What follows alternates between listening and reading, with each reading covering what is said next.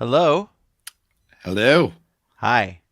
Uh, Uh, well, I think we got a guest here tonight, folks, because we got to say welcome aboard the Tabletop Express. This is Creators Corner, and it is, if you have not realized, International Women's Day. And we've got a very special guest properly uh, to properly discuss the importance of a day like this, in particular when it comes down to the wonderful game that she created that we actually reviewed a few weeks back on Call Aboard, mhm. and that is none other than designer Tory Brown. Hey, Tori. Hello, it's so nice to be here again. Yeah, welcome back. Thank you very much. But Yeah, this is the first Creators Corner you're going to be That on. is yeah. correct. Yeah. This is yeah, that makes it super official, right? um I'm so excited that you're here. Obviously people got a chance a little bit to meet you when you had called into Call Aboard a few weeks back, which obviously everyone is welcome. Designers, gamers, creators, we love that. But here in Creators Corner, we're so excited to chat with you, talk a little bit about your journey as a designer, how you got into this, and ultimately, of course, your game Votes for Women, which and I will note I have not played the game as much as Ryan has. Hmm. The copy is It's his true. and You only played it once. I know, but it was enough for me You to get a sense. be You able can to talk tell. about it. Not I want to play it again. I want to play it as I've noted to Ryan competitively, because Yeah. we did the co-op mode when I played with him. But can I ask you, what's kind of your origin story in board games? When did you really get into board games, and what kind of comes to mind from that beginning?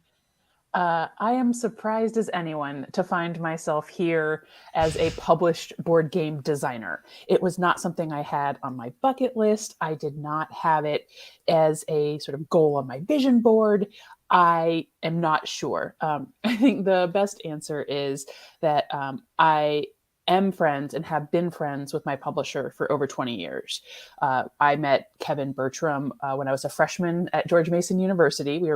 I was on the debate team; he was helping, and I've known him since I worked for him for a little while during the dark days of the Bush administration, and Mm. we've been friends. And I watched him launch Fort Circle Games and develop and design Shores of Tripoli, and it was really interesting. It was fascinating. And I think right before the pandemic, I picked up like I had Ticket to Ride. I played Trivial Pursuit a lot as a kid, which tells you what kind of kid I was.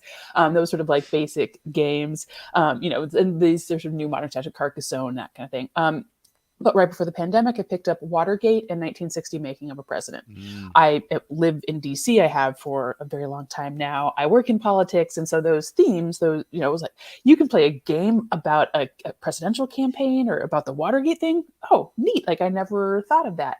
And from that, right, like my brain starts sort of ticking. And Kevin, at one point, after Shores of Tripoli was published, said to me, what do you think would make a cool game? And from that, I decided that the suffrage movement would make a pretty cool game. I work in movement politics. I have great respect and also, I think, a sort of realistic perspective on some of the drawbacks of the suffrage movement, and just thought how the asymmetrical push and pull of the movement and the campaign over 70 years, the map that you would play over, the idea of building power in states in order to accomplish goals, and ultimately, I think what sort of secured, like I agreed, and Kevin and I talked about it, that the game would work because of the visuals, the power of the art of the movement, what has been kept in archives, what's been cataloged by historical societies, that the look would be so powerful that that could help, and the theme then would drive a lot of the gameplay. And so a lot of it then was I don't know, trial and error. Like I knew it would be a deck. I knew it would be a CDG. Like it would definitely be Hmm. a card driven game. It's the only way I can get all this beautiful artwork and all these interesting people and all these events to happen.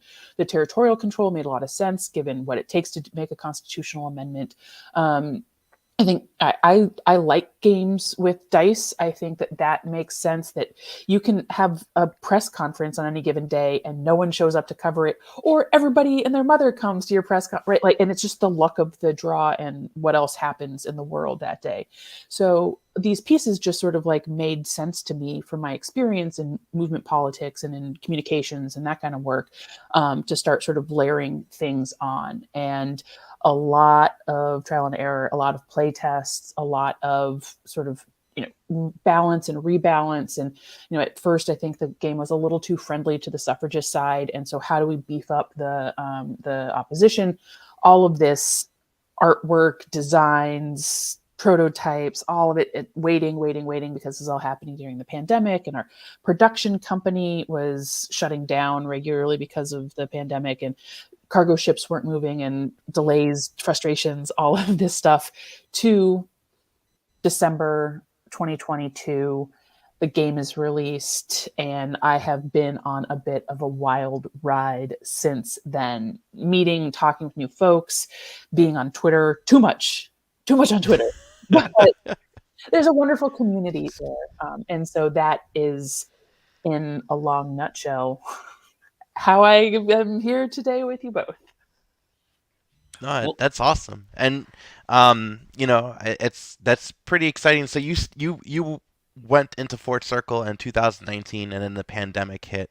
I mean, you were saying, other than like the cargo delays, what was like game development process like? Like, we're using Tabletop Simulator a lot. Like, what was that process like? No, so I wish I had it. I have like, there are iterations of the maps that we had used. It was just a lot of, sort of sample decks, pieces of paper printed out and sleeved, and then just like working it out, right? Like the real basics of a prototype, pieces that were grabbed from different games to assemble the kind of bits and tokens and that kind of a thing. Then, the playtest kits, I think, went out in like March of 2021. So it Hmm. had been about a year, maybe a little longer, of development internally and like working. And, Kevin and I would sit on Zoom, even though we live 3 miles apart. There was no getting together at that point. Yeah. And so the playtest kits went out to over 100 people. And the Kickstarter funds were really helpful in making all of that possible. Google form on like, what did you think? What happened? At what point did Congress enact? And what point did, what was the final count? What did you think? And that was really helpful. We had the basics of a rule book, but it was still pretty slim. And so the playtesters were super helpful in sort of giving us our competitive one-on-one suffrage versus Oppo. Then we brought in some senior playtesters, people like Jason Matthews. And if anybody has played Twilight Struggle or Making of a President 1960, I think, these are similar systems, right, to how Votes for Women works. And those senior playtesters help us take all of that feedback and the data from the playtests and sort of multiple iterations. That's where the Oppobot then gets built with it is based off of the deck, the opposition deck, but it's different. There are different instructions. There's a lot more. If this has been played, then do this. Just sort of guide the opposition and the Oppobot. And that created the internal sort of working group on getting the Oppobot to work and to function, and folks have really liked it. I think it's a piece that Fort Circle is really committed to, that solitaire games are popular and fun, and you should be able to play by yourself. And so, it was a sort of labor of love for us to sort of get the final kinds of fine tunings down. And I think we got the sort of final mass production, the first mass production copy, in June of last year. So it was in another 6 months for production to take place. And we agreed on all the paper samples for the historical reproductions, the ephemera, if you will. And then we got the first shipment that was airmailed, so super expensive, to get games in people's Kickstarter backers' hands by Christmas, first retail store. And then the cargo ship from China arrived late January, early February, so that all the rest of the pre-orders and the other retail orders came in at that point. It's I want to get and talk about gameplay a little bit, but I want to also, you just kind of talked about getting those games out. Can you describe what it was like? Obviously, I imagine pretty special, but when you started to see the reactions that people had to this game, because you are, and I know you were saying too much Twitter, but that's been one of my favorite parts. You're very engaging. You're talking to people. You are communicative, and for me, that's been really fun to watch. So, what was that reaction like? What has it been like, kind of seeing people play your game? It's great. It's I don't think I knew what to expect, right? As a first-time designer, as someone who hadn't been deep into the community, I've never been to a convention. I haven't played using a tabletop simulator, right? Like my experience as a gamer was really casual and playing with friends and my husband. And so to just get a sense of the scope of this community and just how it feels like everyone in the world is playing my game. And I've seen some comments to the effect of like, wow, this game is everywhere, right? Like, and good. I'm so glad, right? Like, I think part of that is that, play test or sort of promo copies to folks that have, some platform, folks that have expressed interest, folks that were play testers, Kickstarter backers, right? There's these different pools of support and folks that are giving their analysis. And by and large, people really like it. And there's a bit of me that's like, oh, they're just being nice. But I don't think this is a community that is just nice for the sake of being nice, right? Like people have strong preferences that like really inform, there are war gamers, there are fantasy gamers, there are, role play, right? Like that these sort of become identities. And I think that there are people that if they don't like a game, they're just not going to talk about it, right? It doesn't matter if someone sends it to them for free or they got it, they just, resell it and just sort of move on about their life. There isn't a like, I don't know, let's clobber them in the comments kind of ethos, which is very nice. I appreciate that, right? Like if you don't love Votes for Women or like it very much, I get it. Not everything is for everyone, right? That kind of a thing. But to see folks get it, love the artwork, love the gameplay, love how it feels to play as opposite, or hate how it feels to play as opposition, and have that kind of visceral reaction. And what does it mean to lose as suffrage, and what does it mean to win as opposite? Like all of these pieces, and then the idea that we really have something to learn from this time period about what's going on today, right? To see that click for folks, it's been really nice. And just to like see the game on all these different tables it's overwhelming. I could not have, tried to prepare myself for negative reviews, right? Not everything is for everybody. And there's some of the stuff, but I could not prepare myself for how kind and generous and sort of awesome people have been. And I don't know if I'll ever get over it because, like I said, I didn't know what to expect. First time designer. I know there's stuff that, a person who has designed 5 games would have done differently. But this one's mine. And I've learned a bunch about the process and about the mechanics and about how I want a story to unfold on a table that would inform, something in the future. But for right now, I'm just sort of basking and trying to express how appreciative I am to folks that are taking time to post about it, that are spending time reviewing it and talking about it on their podcast or showing it off. And I just, I'm so grateful that folks want to talk about it, want to put it on their shelf behind them, want to engage with the themes and the ideas that I'm just going to bask for a little while. Yeah. Bask away, Okay. I mean, so I'll talk about my experience, by the way, with finding out about this game. Last year on the Board Game Geek front page, it was International Women's Month. They were highlighting the game. They said there were similarities to like card-driven games like Twilight Struggle, and going to actually see how that was talked about, and then seeing your engagement on Twitter, I knew it was something I wanted to actually like try, because you could tell that this could be like a really important passion project. So the day as soon as I saw it, I pre-ordered it, and Kevin actually messaged me because I bought it through the site, and he said, "Oh hey, I don't know if you know this, but it's probably not going to be coming until like June or July." I'm like, "Yeah, no worries, it'll come whenever, you know." But I thought that Not was really funny. optimistic. Like the publisher was reaching out to me to let me know, and I'm like, "Hey, no worries." But as soon as I bought it, I messaged Barros and I said, "We have to cover this game. Yeah. Like this is something that is important. This is a theme that I'm not really seeing much of, um, and and as soon as we played it, you could tell like how much of a passion project this was just on the board. So yeah, like I said, bask away because it shows.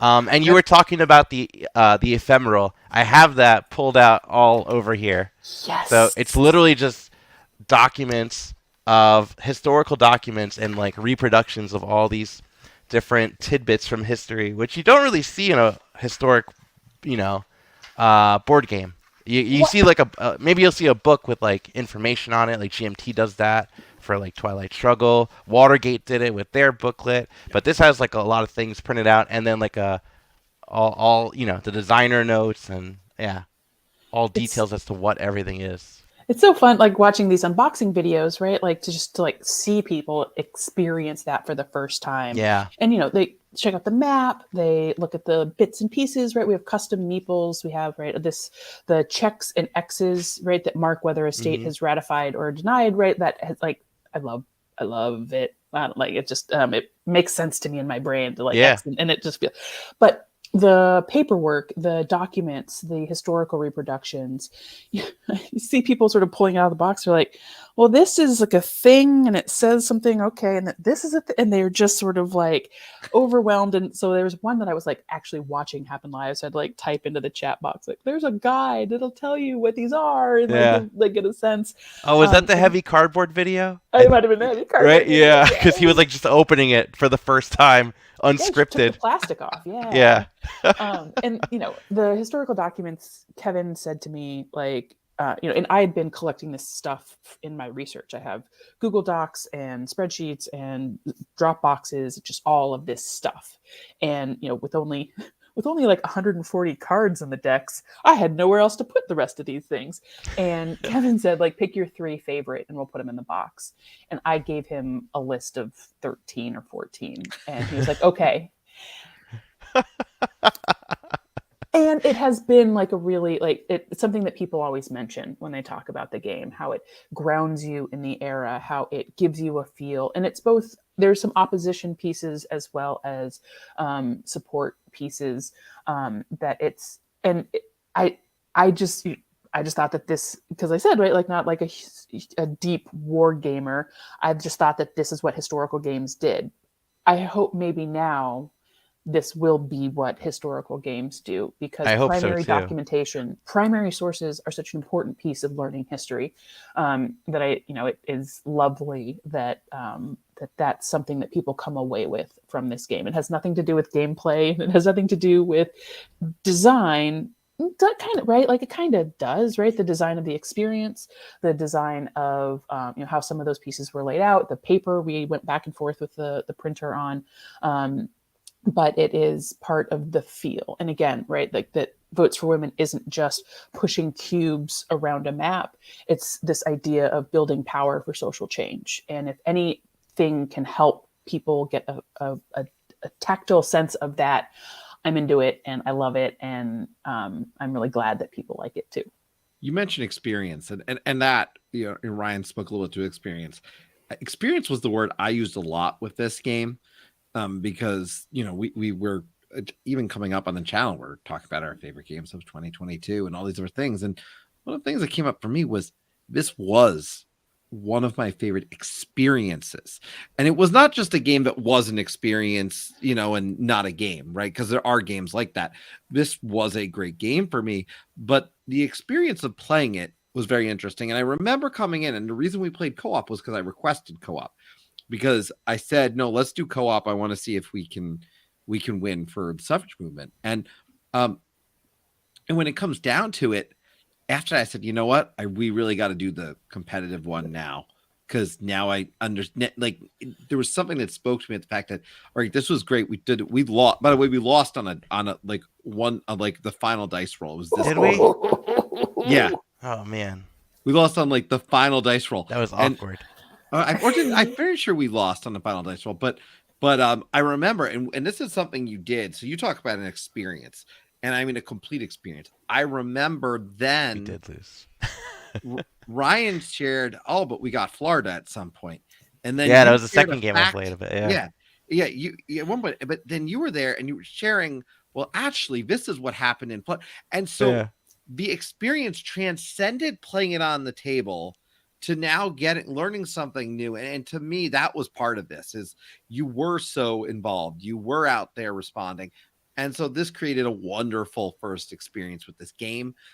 And I do think, like I said, the other thing, and this is gameplay, was what I loved was when a card would come out and it would say, all right, this happens if.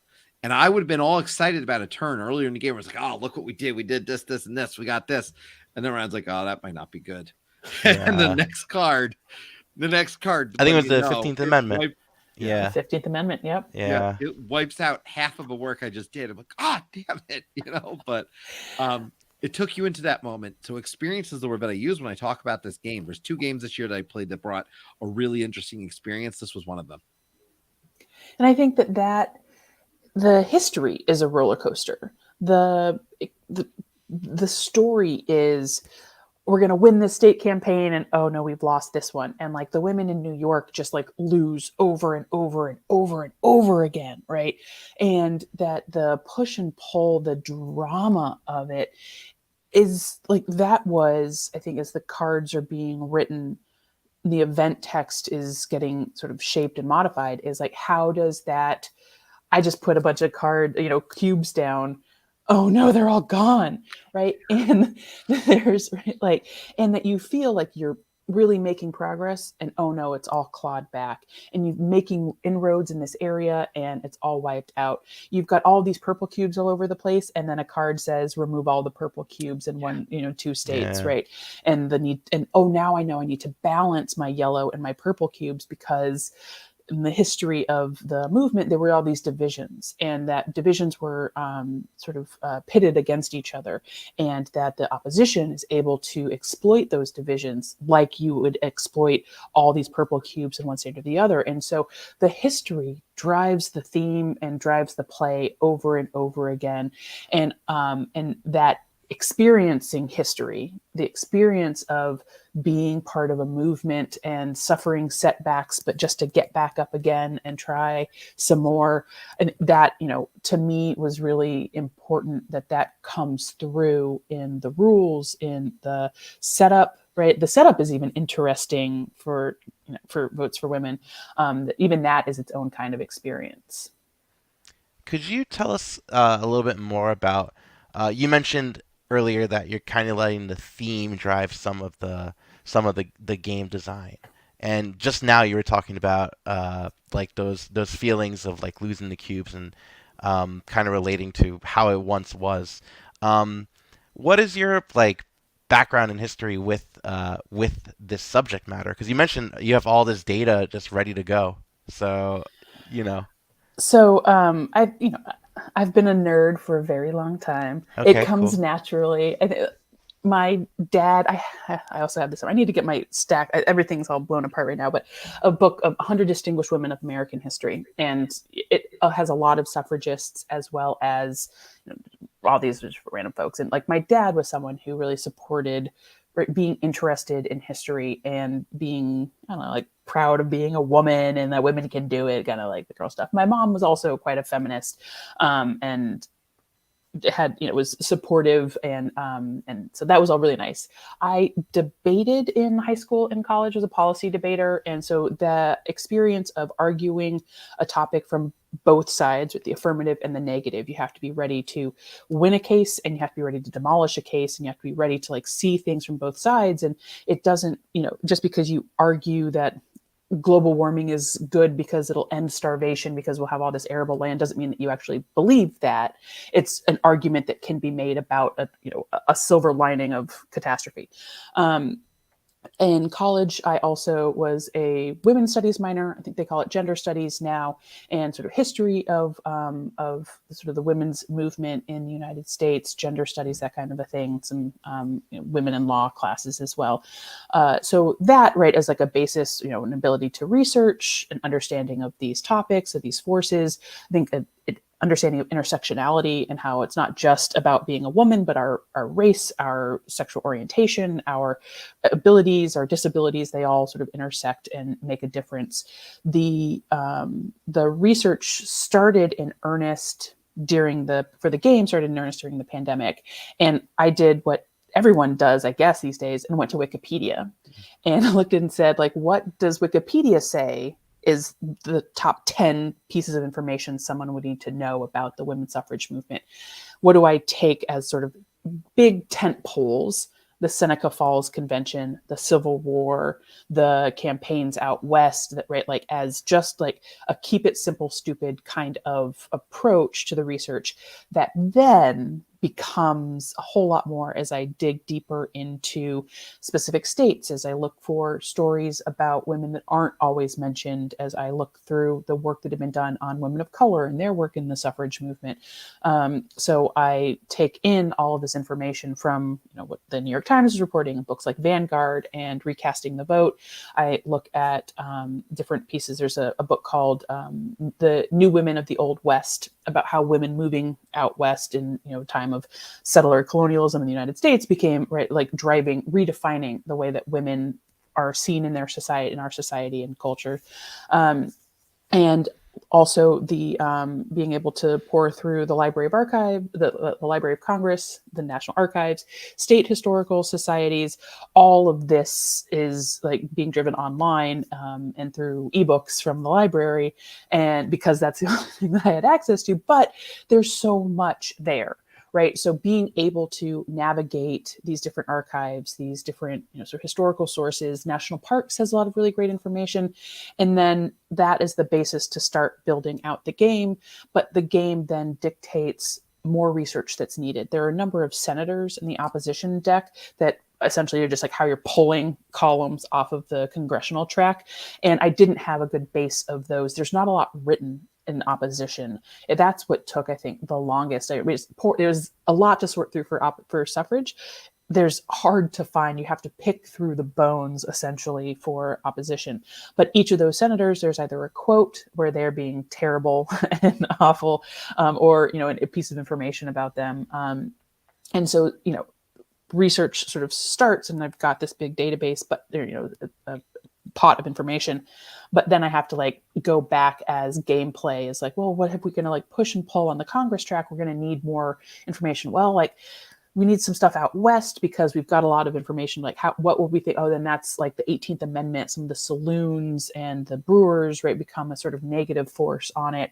And so it all is happening, you know, start with a big base of research, but then continue to ensure that the gameplay is matched with good and interesting information.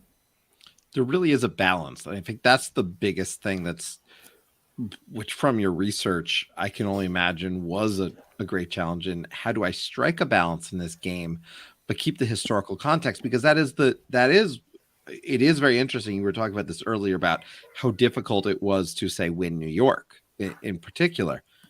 That's true in the game and true in history. And so I feel like you did a great job of balance from play testing and the entire process. You know, what was it like from a game design perspective in finding balance, which is obviously very critical these days for a, you know, great experience of a modern board game? Yeah, nobody wants to like play a game where they know they're going to lose 75% of the time, right? That's frustrating. That's hard to come to grips with, right? And even with the Oppobot deck that allows people to play cooperatively, I mean, essentially the suffrage vote, the 19th Amendment, it came down to the wire. And suffragists thought they were going to lose that Tennessee vote. They were very concerned about the votes that were lined up behind it. And so it was never a sure thing. And so it didn't want suffrage to ever feel like it was a sure thing, like they were being routed. Now, like I hear people now playing that say that they are, like the suffrage side is routing the opposition. And I'm sort of curious about that. They're card decks get shuffled and dice get rolled. Anything can happen, right? But on the whole, when we were looking at the data on balance in the playtest and then in the senior playtest sort of cabal, that looking, I think, essentially for like a 55% suffrage rate, a little, right? Like history says they won, and so how do we articulate that without, out blowing out either side? And it's fun to watch on especially Board Game Geek forums where people say like, oh, this is just too hard as opposition. Oh my gosh, like opposition never wins. And other people like, I played suffrage side 15 times and I still haven't won. And like that to me is like, I don't know. It's not like, well, both sides hate it, right? Like there's some like both sidesy where if they're both mad at me, then it's like, just keep playing, keep learning the decks, keep understanding where the routes to victory are. And that is essentially, but people were like, well, just tell me how to win. Like no one could just tell the suffragists how to win, right? Like they were making up the playbook as they were going along. And I think that identifying strategies and tactics that work for the game is part of learning the game. And that if you are familiar with the deck or familiar with the history, there are pieces that you will understand. Like out west is where there's going to be a lot of stuff. The South is probably not a great place for us to do a lot of campaigning. You can't seed it entirely, but like that is not going to be your source. That I think that knowing that history helps, or having played, helps you feel like you're playing a balanced affair. And there's still no, like, I've lost to the Oppobot, I've lost as opposition, right? Like, there's no guarantee. It's a game. It's a game. You gotta play it, and and you gotta be okay losing. Mm-hmm. Every game is not to be mastered, right? It's to be experienced. It's to be enjoyed. And if you just never enjoy losing, then why are you a board gamer? What do you like? Go play tic-tac-toe. It's a fair point. The going back though to you mentioned that before that this game is showing up everywhere, which is exciting, and it's something that I do want to talk about because on occasion I post on Facebook with like a board game that stands out to me, and most of my friends on Facebook are not into board games at all, so I don't get usually a lot of engagement. But when I did post pictures about this one, I had a couple people reach out to me that don't play board games. Like one was like, "Hey, I live right by Seneca Falls. Like I know I like this is a subject matter that I'm interested in." So, have you seen outside of just board gamers anyone like any interesting places that you may have seen people talk about votes for women? I mean, I am part of a number of progressive circles. Yeah. And so folks have been super supportive and lovely. I worked for a voting rights organization. They have been really great.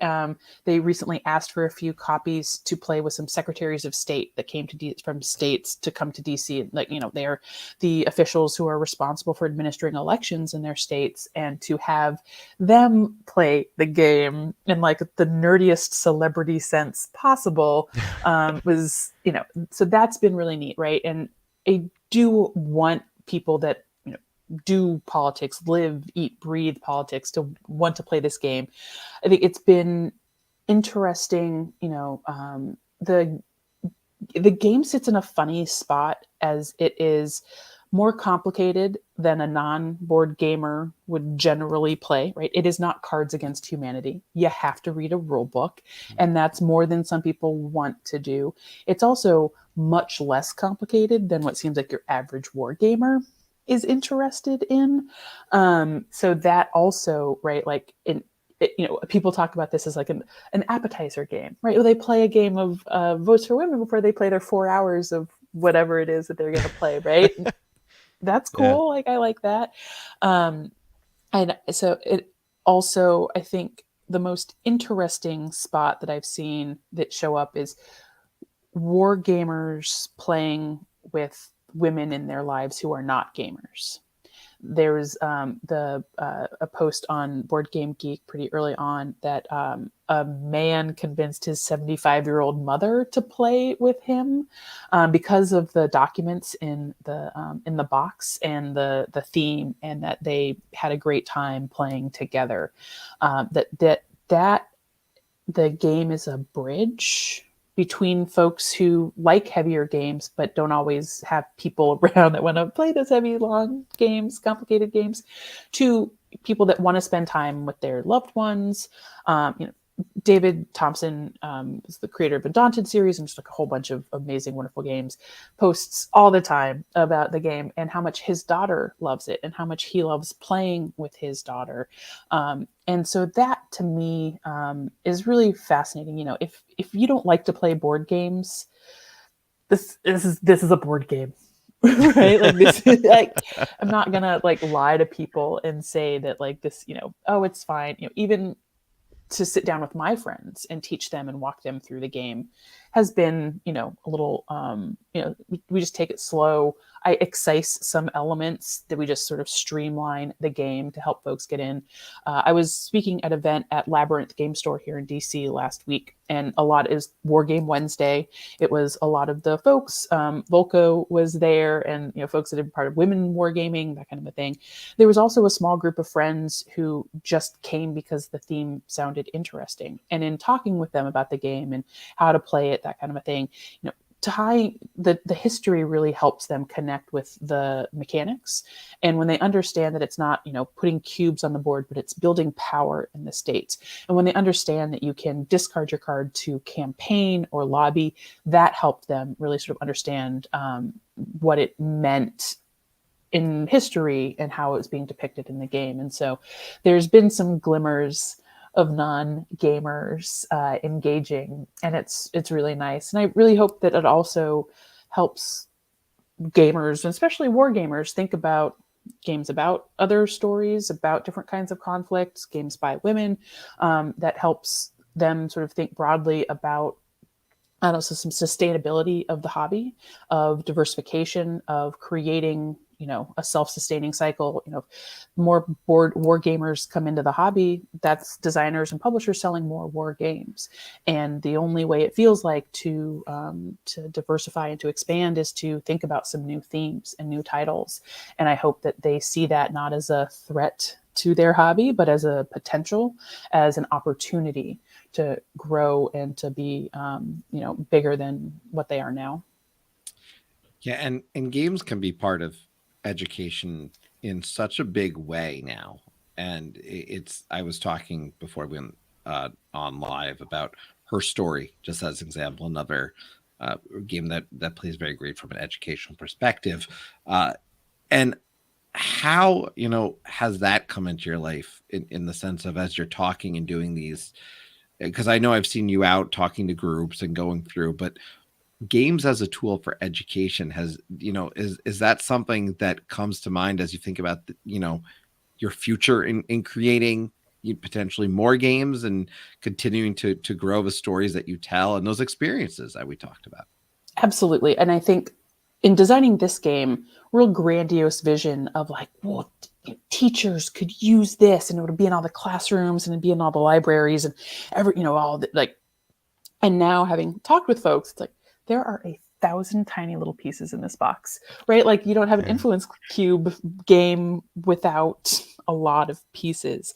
And I think it takes about an hour to play. Well, an average history class is maybe going to be 50 minutes, right? And the manufacturer suggested retail price is $75. Well, if you have a class of 30 kids, even if you're playing 4 to a game, so there's a lot of barriers to entry in the education realm that I didn't have any concept of. I have seen the gameplay. There's a professor in Indiana who's using the game for her sort of, it was like late 1800, early 1900s American politics course. And she like had them play the first few rounds and then decide like, all right, do we go back to our lecture? Do we keep playing the game? Of course, the kids are always like, let's keep playing the game. Right? They played it out. I think suffrage won. It was very exciting. They said that there's very good feedback. They really liked it. They recognized stuff from the cards that they were learning in class that then were part of the game. But that it feels like it was a pretty small course. They all played off of one game. As I think about what future games could mean in an educational setting, I think print and play comes to mind as real sort of necessary piece. A short time span of games to keep things pretty tight. Folks that I talk to about educational games talk about how cooperative games are really helpful in an educational setting because winners and losers can create some real strife. Even just the conflict head to head in a classroom can be tough depending on, sort of the classroom politics that are happening. I do think that, even my game, if not educational in a classroom setting, educational in a way to experience what feels like ancient history that can connect to current politics. And I think the language of my game, organizing, lobbying, campaigning, building power in estates, hopefully helps folks understand the language of organizing, lobbying, and campaigning today, and that helps them feel more comfortable being involved in campaigns and joining movements and understanding setbacks happen and no one is perfect, but we cannot be racist because that is very bad and does not do us any good to try to be expedient on some of these kinds of rights and justice-based issues. That there's learning that we all sort of keep doing, and that the game can be a part of a political awakening and understanding and of what rights mean and what justice does. That it is, there's a lot of potential there, I think, in future titles to sort of continue those themes about we can change things. Look, it's happened before. It's not out of our hands. We are not powerless. And the only time we really do have power is when we're doing things together. Nice. Love it. And I will note, and I know Ryan has another question coming this way, but I just got to note, I think what you just talked about is it's such the challenges of the educational space. It's so true. I'm so glad you bring them up.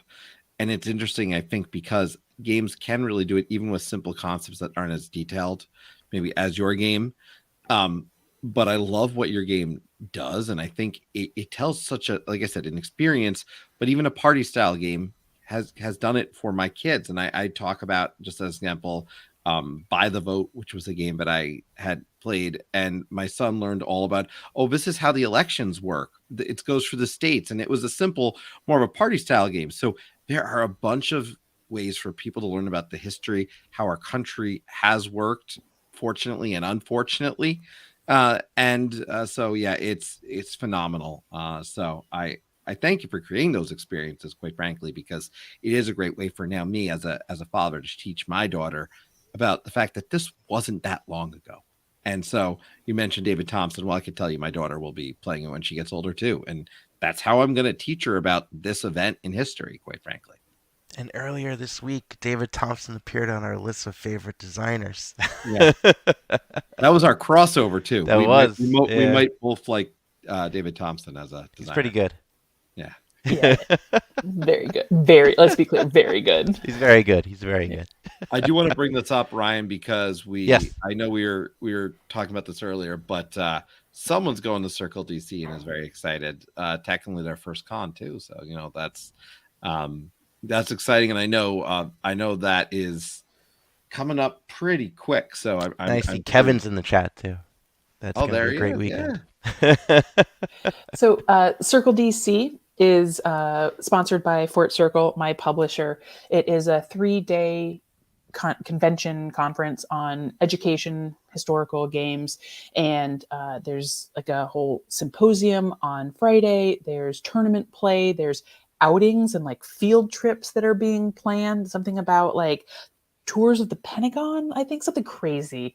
And I'm really looking forward to it. I'm going to try to skip work on Friday afternoon and talk a little bit about Votes for Women, mechanics, history, opportunities for education, just what we've been talking about here. And I think it's going to be great. As I understand, there are a few badges left. It's pretty small. The space that literally is a smaller space. If you've been in DC, it's very close to Labyrinth. It's between Labyrinth and the Capitol. Kevin and I were talking about. There's this great Paul Belmont House in DC that is. Was where a lot of the work was happening for the suffrage movement. It's closed. It's under renovations. And so like my plan to like lead a little field trip over to the Belmont House has been squashed. But there will be a lot of really interesting people. David Thompson, Liz Davidson, lots of folks, all the gamers that and love from DC, it sounds like will be there. And I'm really excited. It's the first one that Fort Circle has put on, and hopefully becomes the first of many. I hope so too, because I definitely. It's funny you mentioned Labyrinth because that's like one of my favorite stores I've ever been to. I've only been there once, but like that game store is awesome. Yeah, and that's where like the speech I gave. That I was there for War Game Wednesday, and Kathleen is the owner, so it's like yeah. It was Women's History Month. It's a lady-owned store. We had lots of women and men in the audience. They got to come too. They were allowed. It was just really fun. And she's done so much work to create community. They do all of these events, and they're posting pictures of kids that are trading Pokemon cards and folks that are playing D&D. They do puzzle swaps where I took this terrible Renoir puzzle that I had and was like, give it away. Like, I don't want it anymore. I had a great Mandalorian puzzle instead. And so it's just a wonderful community as well as retail store. And by the way, you meant since David Thompson came out, I do want to make the mention of this, that I did notice that on BGG that one of the artists for Votes for Women was Bridget. And Bridget and Delgado. Yeah, and another game that was listed on her profile on BGG is War Chest. So there's a crossover right there. Yeah, she's real good. She's serious business. A lot of games she's worked on just have a beautiful look, and she, I think, really nailed the theme of Votes for Women, the time period, the fonts, the colors, even the cards themselves have a little bit of a scrapbook pastiche, and it plays beautifully, and it's all she knocked it out of the park. She did a great job. Yeah, and I have the deck right in front of me, and it's with this game in particular too. When you see it's like a lot of war games out there, I mean, I think on a production level, it's pretty top notch. Like I'm pretty like the graphic design has been pretty great. The iconography very clear, easy to understand. And I did pull out a side. I told you earlier. This Women card. in World War II, World War I. Yes. Yeah. So this card is a powerful card. Women in World War One. World War One happens 1917, 1919, right in the last period of the suffrage movement, and what women are called to do, how they're called to serve their country, becomes a huge pivot point in how people think about women and their role in society. And eventually Wilson even says, will we only ask women to sacrifice, not give them any responsibility or privilege? And so, knew that this was going to be a big card. When my grandmother passed away, I received the only thing I asked for from the house was all of the pictures. And so I got all of these amazing old pictures and from her mother as well. And so on the Women in World War I card is my great grandmother, Laura Schaefer. She was born in Atchison, Kansas, and she is in the picture in her Red Cross uniform, standing in a flag in front of the house. And so bad zoom in, but that's to be able to, I won't focus, to be able to include Graham, as we all knew her, in the game. I don't know that she was a suffragist. I do know that her father was a prominent Republican in their town in Kansas, and the Republicans were very supportive in general of suffrage. You know, before the switcheroony happened, and so. But I don't know her politics. I know that I got some pictures of Reagan from the house that she had, and so she stayed a Republican. Yeah. I couldn't put politics on her, but I did know that she was a World War One Red Cross volunteer, and so it was super fun and exciting to be able to sort of just like slip her in. And the way that I think about it is, you know, there are all of these women in the suffrage movement and then in society doing work that we will never know their names. We will never know. They aren't Susan B. Anthony, and they won't be chiseled into stone in this Capitol, and they won't have, you know, volumes of books written about them, but their work was really important. And we can't all be, you know, the people chiseled in stone. We need people chiseling, and we need people hauling stone, and we need people to belabor metaphors to the end.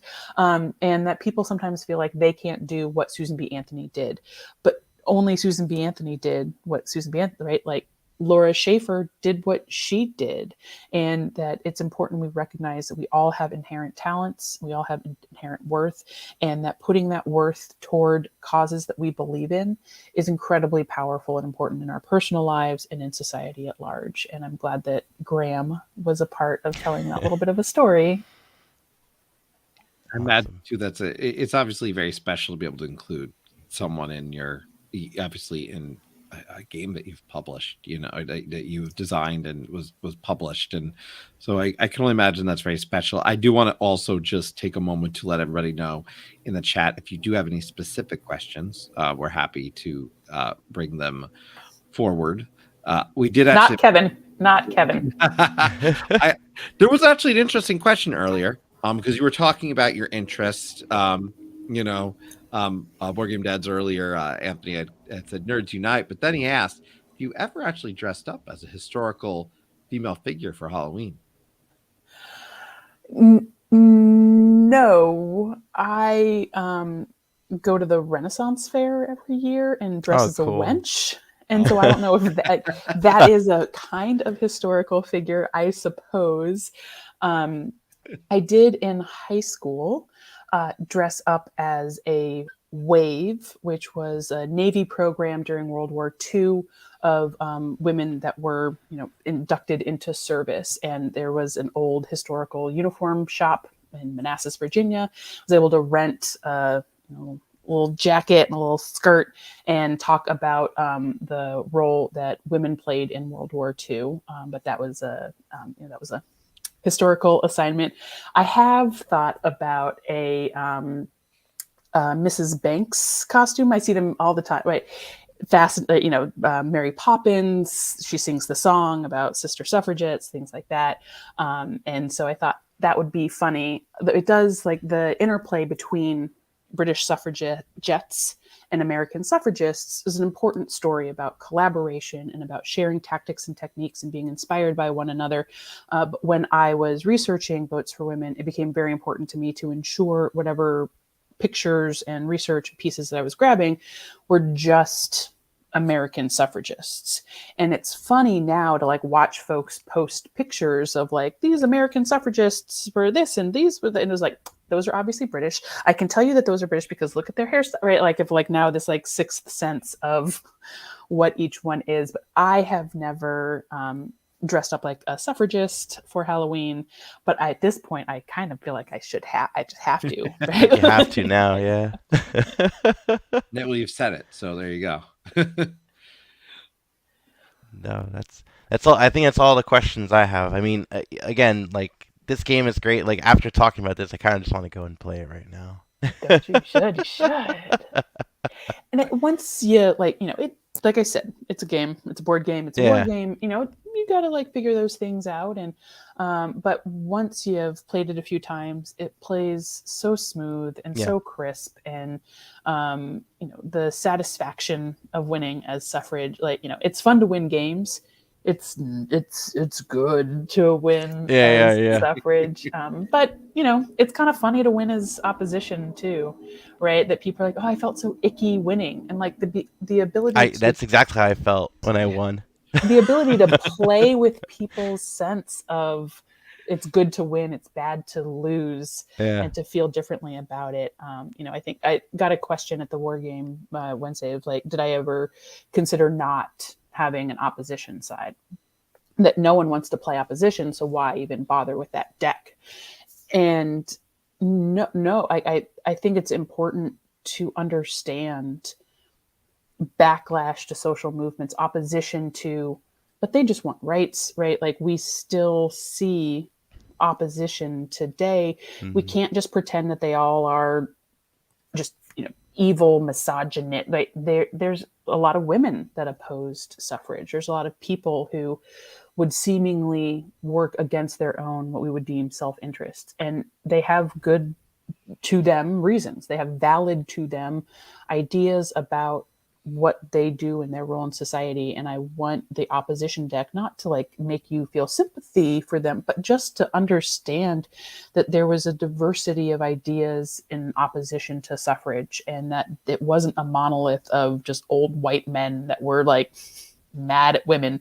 There were a lot of those, but I think that that playing opposition is good to see and feel. And even if you feel icky, you probably you should feel it, like Yeah. especially if you win.